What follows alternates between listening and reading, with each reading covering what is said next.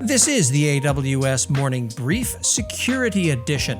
AWS is fond of saying security is job zero.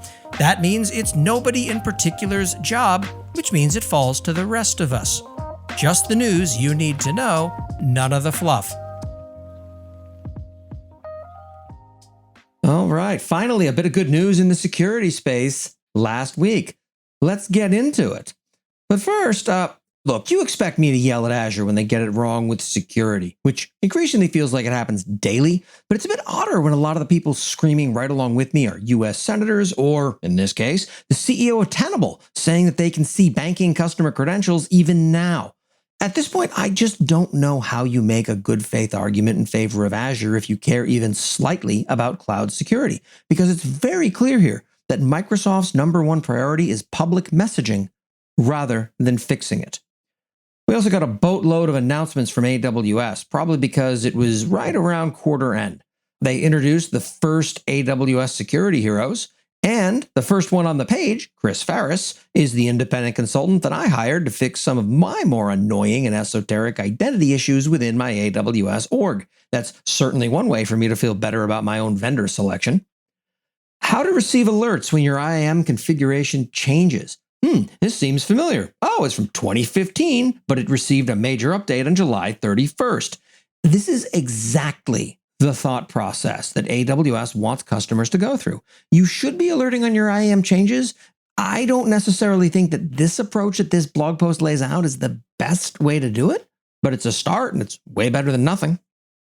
Perform continuous vulnerability scanning of AWS Lambda functions with Amazon Inspector.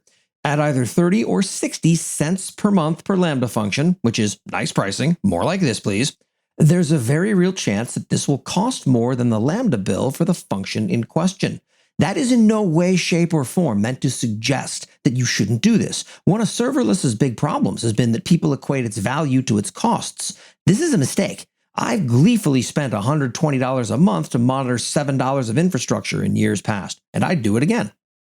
And recent software-based power side channel security research is the title of a security advisory from AWS.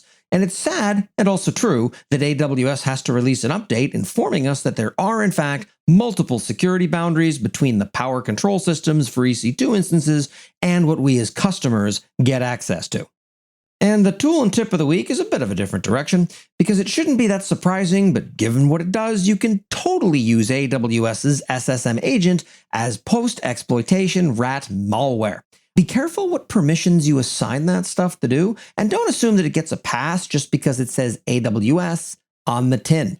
And that's what happened last week in AWS security. Let's keep going onward, friends. Thank you for listening to the AWS Morning Brief Security Edition. For the latest in AWS security that actually matters, please follow AWS Morning Brief on Apple Podcasts, Spotify, Overcast, or wherever the hell it is you find the dulcet tones of my voice. And be sure to sign up for the Last Week in AWS newsletter at lastweekinaws.com.